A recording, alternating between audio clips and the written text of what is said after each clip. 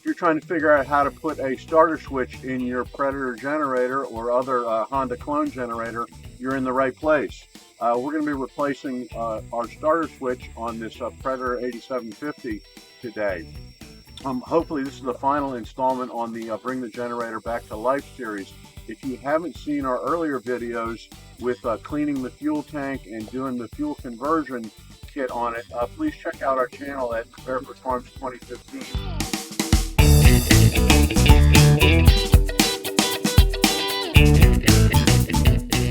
Greetings folks, I'm Pop.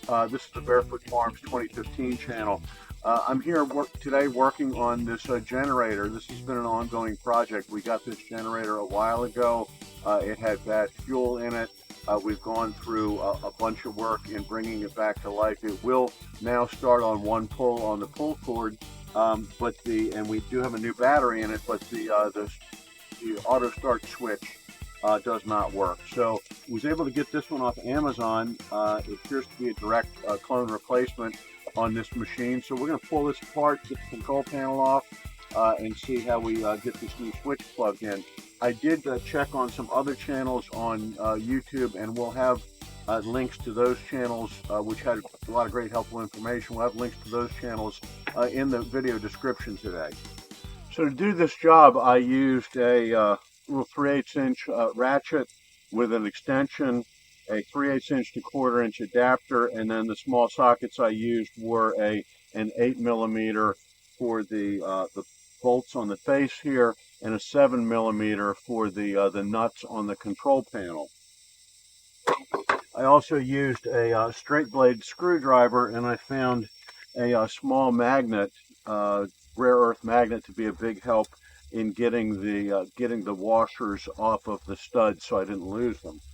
I also needed a Phillips head screwdriver in order to disconnect and reconnect the battery terminal.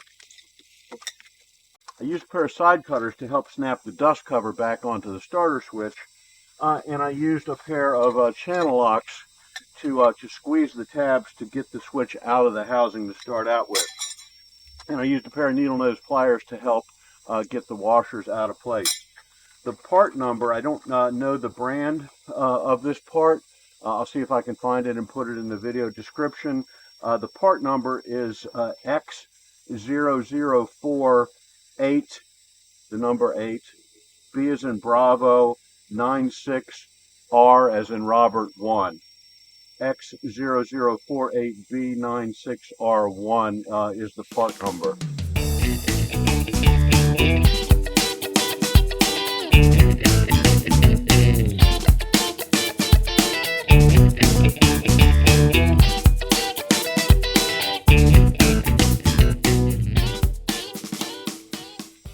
I think just to be on the safe side, we're going to go ahead and pull the battery terminal off of here.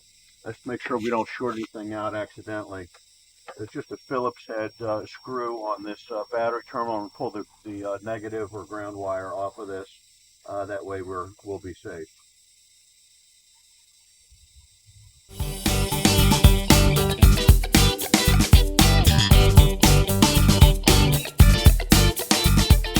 So we've got the control panel off here. Looks like we've got several little nuts on studs here in the back. I guess we're going to pull those loose to get the face of the control panel off.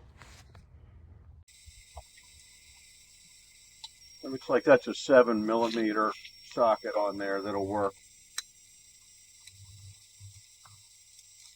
I just assumed that all this was metric since the unit's made in China.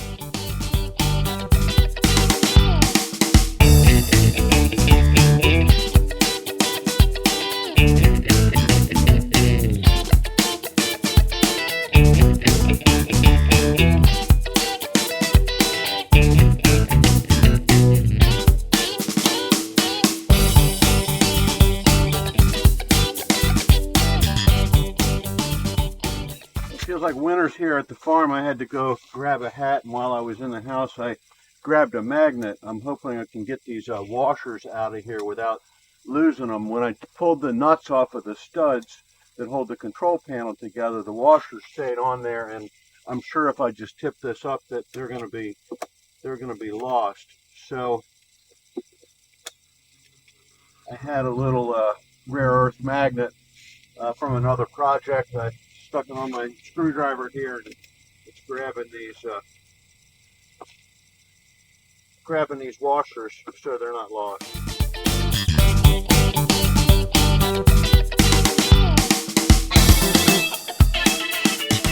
6 for 6, we're good there.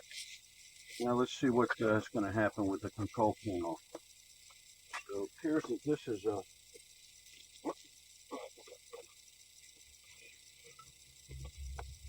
So now we have the screws the nuts off of the studs there. We got to get this control panel pulled out. It looks like there's little dust cowling here over the boot. So, oh yeah, little dust cowling over the boot. Looks like, yeah, if we work that in there, that's going to give us the slack that we need.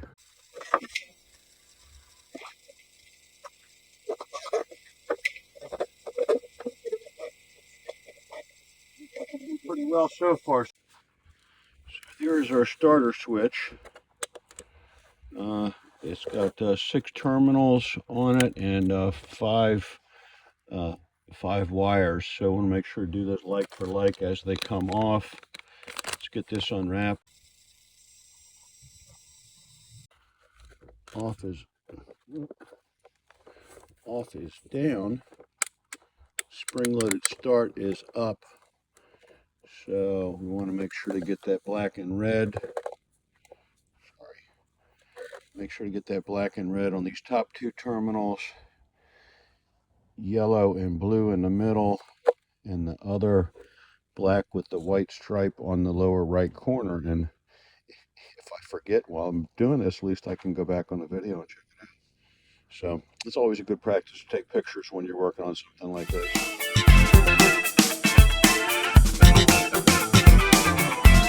Got a little zip tie holding this wire bundle on the back here, so we're going to snip that and get that free, and then we'll go to the brush.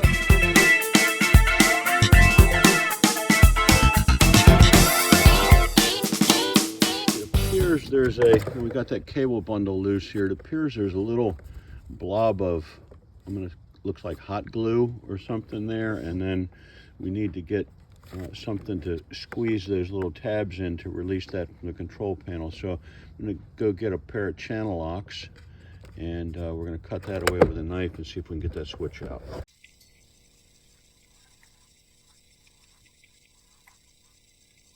So I just got under that hot glue looking stuff with a knife, and it just peeled right off. So that looks like it's not going to be a problem.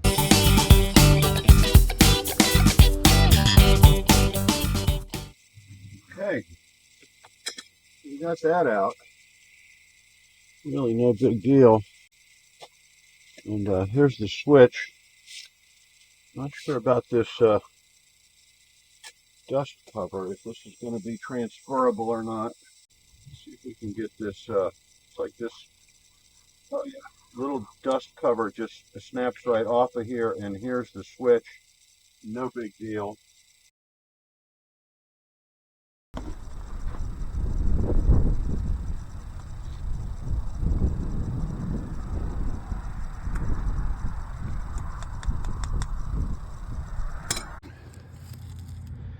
So I doubt this could be seen from the other view.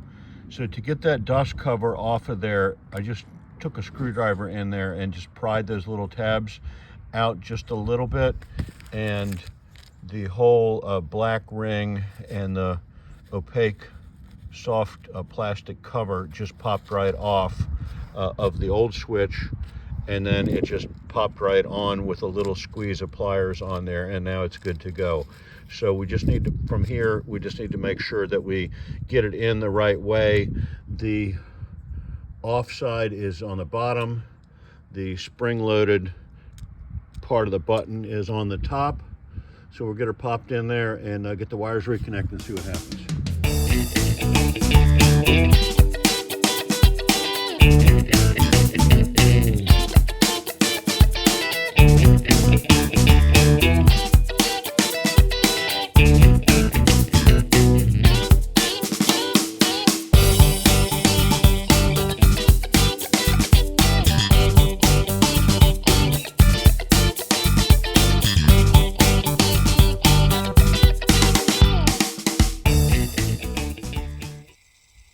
I just put 2 of the nuts back on here for now.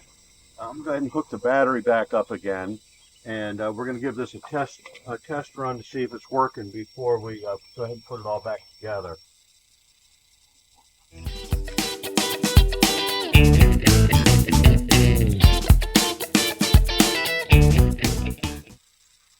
So anyone who's seen the fuel conversion video already may be wondering about this. I don't have propane hooked up to it. I do still have a little bit of gas left in the tank. It's been cold out here. I'm not worried about this little bit of fuel going bad. So I'm going to turn this fuel on, put it on choke, and let's see what happens.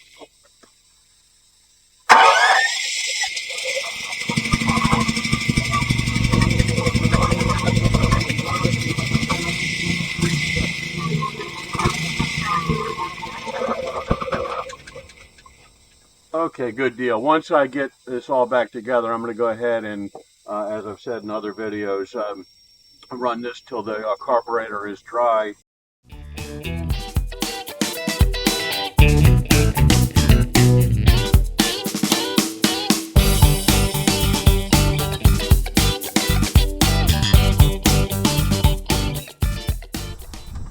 Choke on, fuel is off because there's fuel in the system already. We're going to go ahead and hit start.